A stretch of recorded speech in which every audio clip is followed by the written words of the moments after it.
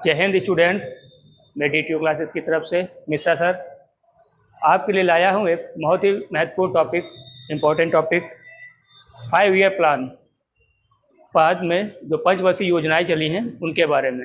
इस टॉपिक से हर एग्ज़ाम में 1 से 2 क्वेश्चन पूछे जाते हैं, तो आप ध्यान से, टॉपिक तो बहुत बड़ा है पर हमने इसे छोटा करके जो मेन टॉपिक हैं हर पंचवर्षीय योजना में मेन की पॉइंट है उस पर बात करेंगे। आप इनका प्रॉपर नोट्स बना लीजिएगा। तो शुरू करते हैं हम।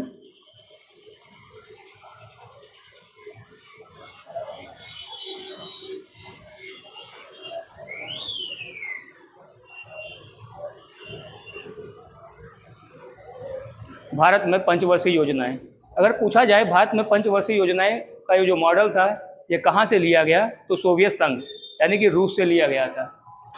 जो हमारी पंचवर्षीय योजनाएं थी ये स्टार्ट हुई थी 1951 से। तो जो पहली पंचवर्षीय योजना थी भारत में, प्रथम पंचवर्षीय योजना, ये स्टार्ट हुई 1951 से 1956।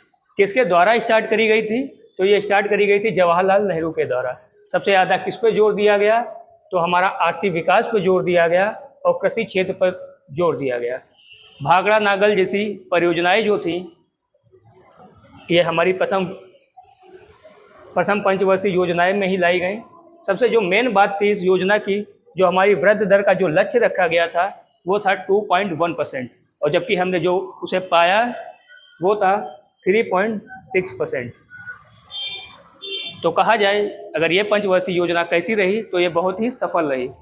नेक्स्ट योजना की बात करते हैं, सेकेंड योजना, द्वितीय पंचवर्षीय योजना। ये कब से कब तक हमारी स्टार्ट हुई, ये चली थी 1956 से 61 तक।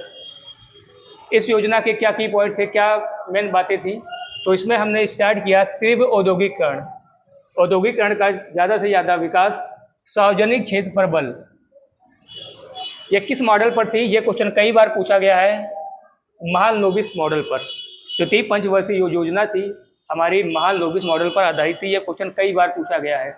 इसमें क्या किया गया, भारी उद्योगों का विस्तार किया गया, जैसे कि भिलाई, दुर्गापुर, राउरकेला इस्पात के जो संयंत्र थे ये हमारे द्वितीय पंचवर्षीय योजना के अंतर्गत ही लगाए गए। इसमें जो हमारा लक्षित वृद्धि दर थी कि हमने क्या सोचा था कि हमें कितना पाना है, वो था 4.5%, और जो हमने पाई वो थी 4.2%, यानी कि जो सोचा था उससे लक्ष्य वृद्धि जो दर थी वो थोड़ी सी कम ही रही। अब चलते हैं अपनी हम तीसरी पंचवर्षीय योजना पे। आई होप आपको समझ में आ रहा होगा। तृतीय पंचवर्षीय योजना हमारी स्टार्ट हुई 1961 से 66 तक। इसमें क्या, किस पे ध्यान दिया गया, कृषि तथा गेहूं उत्पादन में सुधार पर ध्यान दिया गया। खाद्य पे भारत को आत्मनिर्भर करना था। आप खुद पहले से भी जानते होंगे कि अभी हरित क्रांति अपने देश में नहीं आई है, अभी तृतीय पंचवर्षीय योजना तक हरित क्रांति नहीं आई हुई है। इसीलिए जो अभी खाद्यान्न पे हैं हमारा देश आत्मनिर्भर नहीं है। तो बहुत ज़रूरी है कि हम लोग उत्पादकता पर ध्यान दें, गेहूं के और चावल के। राज्यों की विकास गतिविधियों का विस्तार किया गया और शिक्षा व स्वास्थ्य पर निवेश किया गया, यानी कि शिक्षा, अभी एजुकेशन हमारी उतनी डेवलप नहीं हो पाई थी और स्वास्थ्य भी हमारे यहाँ उतना डेवलप नहीं था। तो इस पर क्या किया गया, ज़्यादा से ज़्यादा निवेश करना है और शिक्षा और स्वास्थ्य को और बेहतर बनाना है। पंचायती राज संस्थाओं को मजबूती दी गई। यह पूछता जरूर है, बलवंत राय मेहता समिति किसकी सिफारिश थी, पंचायती राज संस्थाओं की अगर बात करेगा तो पूछेगा इसके बारे में किसने राय दी थी, तो उसके बारे में जो कमेटी थी वो थी बलवंत मेहता समिति की। इसमें जो हमने लक्षित रखी थी अपनी वो थी 5.6%, और जो वास्तविक हम पा पाए वो 2.4%। 1966 से 69 में योजना अवकाश हुआ 3 वर्ष का। अब बात करते हैं आगे, नेक्स्ट चौथी पंचवर्षीय योजना। इससे पहले 3 वर्ष का अवकाश हो चुका है हमारी योजनाओं में। अब आते हैं चौथी पंचवर्षीय योजना में, बात कर रहा है गरीबी उन्मूलन, यानी कि गरीबी को हटाना है। उन्मूलन का मतलब किसी चीज़ को कम करना। गरीबी उन्मूलन और आत्मनिर्भरता पर बल, मतलब गरीबी को कम करना है और अपने आप को किस पर निर्भर, अपने देश को आत्मनिर्भर होना है। वो 1969 में 14 प्रमुख वाणिज्य बैंकों का राष्ट्रीयकरण हुआ। ये बहुत ही इंपॉर्टेंट पॉइंट है, कई बार एग्जाम में पूछा गया है अलग से ही कि 14 वाणिज्यिक बैंकों का राष्ट्रीयकरण कब किया गया था। तो कोई किया गया था हमारा 1969 में। सूखा प्रवण क्षेत्र कार्यक्रम का प्रवर्तन, अपने देश में आप जानते ही हैं कि उस टाइम सूखा बहुत पड़ता था, उससे निजात पाने के लिए भी कार्यक्रम चलाए गए। विकास की दर हमारी लगभग थी 3.6%। नेक्स्ट पंचवर्षीय योजना की बात करते हैं तो आती है हमारी 5वीं पंचवर्षीय योजना। कब से कब तक चली वो? 1974 से 79 तक। इसमें क्या था? गरीबी हटाओ के साथ रोजगार सृजन। गरीबी तो हटाना ही है, साथ साथ में नए नए रोजगारों का सृजन करना है, नए रोजगार लाना है। और मूलभूत सेवाएं जैसे क्या होती हैं हमारी? स्वास्थ्य, शिक्षा, परिवहन, इन सब योजनाओं को क्या करना है? इन सब सेवाओं पर जोर देना था। न्यूनतम आवश्यकताओं का कार्यक्रम चालू किया गया। लक्षित वृद्धि जो दर थी हमारी 4.4% थी, और जो हमने प्राप्त करी वो थी हमारी 4.8%, यानी कि जो हमने सोचा था उससे कहीं ज़्यादा प्राप्त किया। 1978 में नवनिर्वाचित सरकार ने योजना समाप्त कर दी गई और रोलिंग प्लान लाया गया।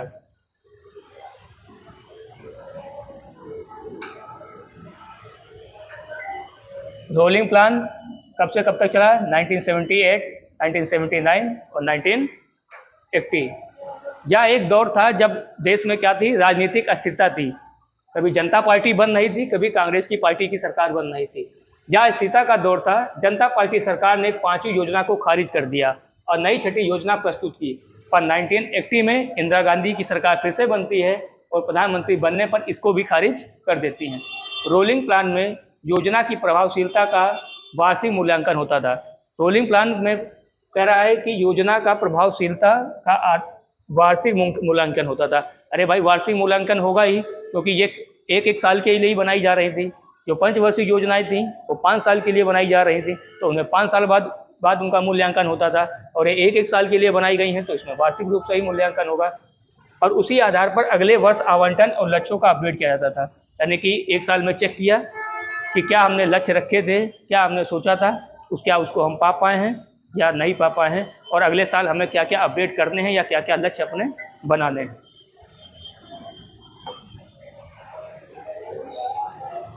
बात करते हैं अपनी 6ठी पंचवर्षीय योजना। ये कब से कब तक चली? 1980 से 1985। मूल नियंत्रणों की समाप्ति करते हुए आर्थिक उदारीकरण की शुरुआत को रेखांकित किया गया। मतलब जो मूल नियंत्रण सरकार के हाथों में जो मूल नियंत्रण था उसमें उसे क्या किया? समाप्त किया गया, और सरकार क्या बनी? थोड़ी उदार बनी। इसे नेहरूवादी समाजवाद के अंत की दिशा माना गया। यह क्वेश्चन पूछता है कई बार कि किस पंचवर्षीय योजना को नेहरूवादी समाजवाद के अंत की दिशा माना जाता है, तो वह है हमारा 6ठी पंचवर्षीय योजना। जनसंख्या वृद्धि पर नियंत्रण हेतु परिवार नियोजन कार्यक्रम प्रारंभ किया गया। शिवरमन समिति की सिफारिश पर राष्ट्रीय कृषि और ग्रामीण विकास बैंक नाबार्ड बैंक की स्थापना किस पंचवर्षीय योजना में हुई? तो आंसर है 6ठी पंचवर्षीय योजना में। पूछेगा किसकी सिफारिश पे करी गई थी? तो शिवरमन समिति की सिफारिश पे। इंपॉर्टेंट है, कई बार पूछा है कि नाबार्ड बैंक की स्थापना कब हुई थी या किस योजना के अंतर्गत हुई थी, तो 6ठी पंचवर्षीय योजना के अंतर्गत हुई थी। पूछेगा किसकी सिफारिश पे किया गया था? तो शिवरमन समिति की सिफारिश पर किया गया था। लक्षित विकास दर, क्या विकास दर हमने सोच रखी थी? 5.2%। हमने प्राप्त कितनी करी? 5.7%। तो आप कह सकते हैं कि ये पंचवर्षीय योजना अपने आप में सफल रही। आगे बढ़ते हैं, नेक्स्ट योजना की बात करते हैं अपनी 7वीं पंचवर्षीय योजना की। कब से कब तक चलती है ये योजना? 1985 से 1990 तक चलती है। या पूछेगा कि 7वीं पंचवर्षीय योजना के अंतर्गत अपने देश में प्रधानमंत्री कौन था? तो हमारे यहाँ 7वीं पंचवर्षीय योजना के अंतर्गत राजीव गांधी जी प्रधानमंत्री थे। राजीव गांधी जी प्रौद्योगिकी और कंप्यूटर इन सब पे ज़्यादा ध्यान देते थे, तो इसका प्रभाव भी इस पंचवर्षीय योजना पे रहेगा। प्रौद्योगिकी के उपयोग से औद्योगिक उत्पादक में सुधार लाने पर इन्होंने जोर दिया। आर्थिक उत्पादकता व खाद्यान्न उत्पादन में वृद्धि, सामाजिक न्याय के साथ रोजगार सृजन। छठी योजना की उपलब्धियों ने सातवीं योजना के लिए मजबूत आधार दिया। हमने बताया था अभी जब छठी योजना की बात कर रहे थे कि वो योजना हमारी कैसी रही थी, सफल रही थी। जो हमने लक्ष्य रखा था उससे कहीं ज़्यादा बेहतर प्राप्ति किया था। गरीबी निवारण कार्यक्रम चालू किया गया, आधुनिक प्रौद्योगिकी लाई गई, स्वतंत्र अर्थव्यवस्था पर बल दिया गया।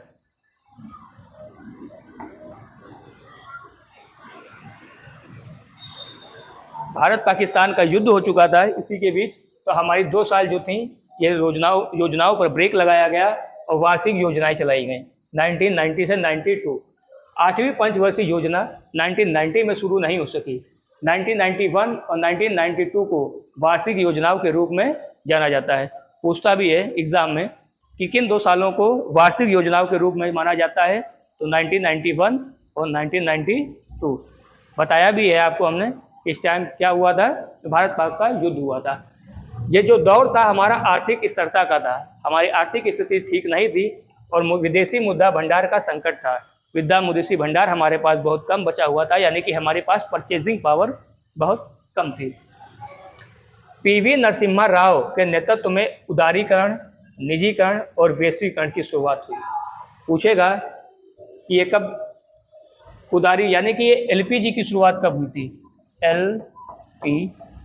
एलपीजी का मतलब लिबरलाइजेशन, प्राइवेटाइजेशन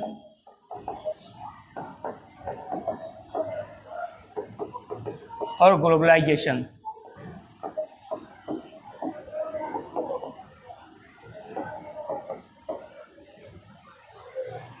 एलपीजी ठीक है 1991 में आया था इसकी शुरुआत। इसके अंतर्गत क्या हुआ, हमारी अर्थव्यवस्था उदार हुई।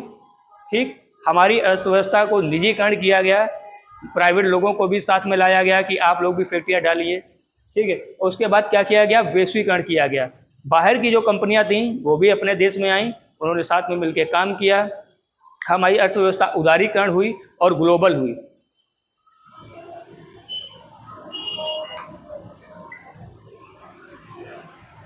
की पॉइंट है बहुत ज़्यादा, हम वही चीज़ें सिर्फ देखेंगे इन योजनाओं में जो ज़्यादातर एग्जाम में पूछते हैं। बहुत ज़्यादा डिटेलिंग में बात नहीं करेंगे, ना ही आपका टाइम बर्बाद करना है हमें। 8वीं पंचवर्षीय योजना ये कब से कब स्टार्ट हुई थी? 1992 से 1997। उद्योगों के आधुनिकीकरण और प्रतिस्पर्धा को बढ़ावा दिया गया। हमारे जो उद्योग थे उनको और क्या किया जाएगा, आधुनिक किया जाएगा और उद्योगों को और बढ़ावा दिया जाएगा, उनमें और ज़्यादा कंपटीशन बढ़ाया जाएगा। 1 जनवरी 1995 को भारत विश्व व्यापार संगठन का सदस्य बन गया। कब भारत सदस्य बना विश्व व्यापार संगठन का, WTO का? 1 जनवरी 1950।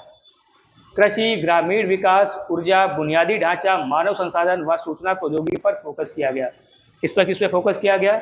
एग्रीकल्चर पे फोकस किया गया, गांव के विकास पे फोकस किया गया। ऊर्जा, अब देख रहे हैं आप कि LPG अपने यहाँ लागू हो चुका है, तो नई नई फैक्ट्रियाँ लगेंगी। नई नई फैक्ट्रियों को क्या चाहिए होगा? कुशल श्रमिक चाहिए होंगे, लाइट चाहिए होगी, बुनियादी ढांचा मीन्स उनको रोड, परिवहन पूरा मेंटेन चाहिए होगा, मानव संसाधन चाहिए होंगे। मानव संसाधन में उन्हें अच्छे इंजीनियर, अच्छे लेबर चाहिए होंगे, सूचना प्रौद्योगिकी भी चाहिए होगी। लक्षित विकास जो दर थी हमारी इसमें थी 5.6 और हमने जो वास्तविक रूप से जो हमने प्राप्त करी वो थी 6.8%। तो आप कह सकते हैं कि ये जो हमारी पंचवर्षीय योजना थी ये कैसी रही, सफल रही। अब आते हैं अपनी 9वीं पंचवर्षीय योजना के अंतर्गत। यह हमारी चलती है 1997 से 2002 तक। स्वतंत्रता के बाद भारत को विभिन्न लक्ष्यों तक पहुंचाने हेतु समावेशी और संतुलित विकास पर जोर दिया गया। भारत को क्या करना है, भारत ने कई नए नए लक्ष्य बना रखे थे, उन लक्ष्यों तक इसे पहुंचाना है। और संतुलित विकास यानी कि सबका विकास हो, ऐसा ना हो कि एक तरफ कुछ लोग बहुत ही ज़्यादा विकास कर जा रहे हैं, बहुत ज़्यादा ही अमीर हुए जा रहे हैं और एक वर्ग हमारा गरीबी होता जा रहा है। तो ऐसा नहीं है, लगभग सारी जनसंख्या है, सबका आर्थिक प्रभाव ठीक ही ठीक रहे। क्या करना है, सामाजिक न्याय की बात करी गई, मानव के विकास की बात करी गई और गरीबी उन्मूलन, गरीबी को हटाना है, इस पर बात करी गई। जो हमारी लक्षित विकास दर थी, जो हमने सोचा था कि हम विकास की दर हमारी कितनी रहेगी 7.1%, और हमने प्राप्त कितनी कर पाई 6.8%। आगे बात करते हैं अपनी 10वीं पंचवर्षीय योजना की। तो ये कब से कब तक चली? 2002 से 2007 तक। क्षेत्रीय असमानताओं में कमी और समतामूलक विकास पर जोर दिया गया। जीडीपी वृद्धि 8%, जीडीपी की वृद्धि दर हम लोगों ने कितनी सोची? 8%। गरीबी में उल्लेखनीय कमी, गरीबी में बहुत ज़्यादा ही कमी लाई गई और 80 मिलियन नए रोजगार पैदा किए गए। 2007 तक शिक्षा और मजदूरी कौशल के क्षेत्र में सुधार पर जोर दिया गया। लक्षित विकास दर 8.1% थी और हमने प्राप्त कितनी कर पाई? प्राप्त हमने कर पाई 7.6%। आगे बात करते हैं अपनी 11वीं पंचवर्षीय योजना की, जो हमारी स्टार्ट हुई थी 2007 में और ख़त्म होती है 2012 में। मुख्य विषय वस्तु क्या थी, यानी कि अगर बात करें कि इसकी थीम क्या थी, तो इसकी थीम थी तीव्र, फास्ट और समावेशी विकास। मानव संसाधन विकास में शिक्षा व स्वास्थ्य पर जोर। मानव संसाधन एक कब बनता है? जब कोई भी मानव डॉक्टर, इंजीनियर या मतलब कोई किसी अगर काबिल है तो वो क्या कहलाएगा? मानव संसाधन कहलाएगा। एक व्यक्ति जो बेकारी घूम रहा है, किसी काम का नहीं है, तो वो मानव संसाधन के अंतर्गत नहीं आता है। 2009 में शिक्षा का अधिकार अधिनियम लाया गया। शिक्षा का अधिकार अधिनियम कब लाया गया? 2009 में। इसमें क्या था? 6 से 14 वर्ष के बच्चों की अनिवार्य शिक्षा थी। 6 से 14 वर्ष के बच्चों को क्या दी जाएगी? अनिवार्य एवं मुफ्त शिक्षा। ये जो दौर था, ये वैश्विक वित्तीय संकट का दौर था। पूरी दुनिया में मंदी आई हुई थी। कई देशों में, बड़े बड़े देशों में जो बैंक थे दिवालिया होते जा रहे थे। उसके बाद भी जो हमारा देश था वो प्रगति करता जा रहा था। लक्षित विकास दर जो थी हमारी कितने परसेंट थी? 9% थी और जो हमने प्राप्त करी वो थी हमारी 8%। यह उसके बावजूद है जब पूरी दुनिया में क्या आई हुई थी? आर्थिक मंदी आई थी। अमेरिका जैसे देशों में बड़े बड़े जो बैंक थे उनके वो दिवालिया हो चुके थे, इस कदर मंदी आई हुई थी। अब बात करते हैं अपनी 12वीं पंचवर्षीय योजना की, जो स्टार्ट हुई थी 2012 में और 2017 तक चलती है।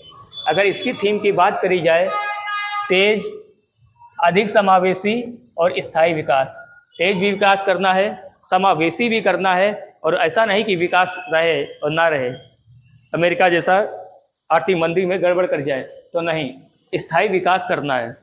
ठीक है, अगर मंदी आती भी है, पूरी दुनिया पे उसका प्रभाव पड़ता है, तो हम पे कितना कम से कम उसका प्रभाव पड़ सके। समावेशी वृद्धि के साथ पर्यावरणीय सततता। अब हम किस पे बात कर रहे हैं? पर्यावरण। अब हम अपने साथ में विकास तो करेंगे, साथ साथ पर्यावरण को ध्यान में रख के विकास करेंगे। और बेहतर शासन, तो शासन है, शासन की व्यवस्था है, वो और बेहतर हो सके।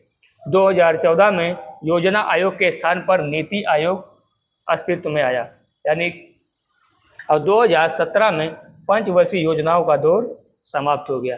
जो हमारी पंचवर्षीय योजना 12वीं पंचवर्षीय योजना है, ये हमारी अगर बोला जाए तो ये आखिरी पंचवर्षीय योजना है। 2017 से पंचवर्षीय योजनाओं को समाप्त कर दिया गया। योजना आयोग की जगह नीति आयोग ने ले ली। हमारा जो लक्ष्य था इसमें 8% रखा गया था और अपेक्षा कही गई थी 9% प्राप्त करने की। आशा करते हैं कि आप लोगों को क्लास समझ में आई होगी। आप बेहतर अच्छे से इसके नोट्स बना लीजिएगा। हमने इसको बहुत ज़्यादा डिटेलिंग में नहीं पढ़ाया है, बस उतना ही पढ़ाया है कि आपको जो मेन क्वेश्चन जैसे कि ये अर्थव्यवस्था है, इसमें क्वेश्चन का जहाँ से पूछेगा, या तो इसकी थीम पूछेगा या पूछेगा लास्ट है या इसके बाद भी कौन सी थी, बस ऐसे ही पॉइंट आपको पढ़ाए हैं जो सिर्फ एग्ज़ाम रिलेटेड हैं। ठीक है, आशा करता हूँ आपको क्लास पसंद आई हो। जय हिंद।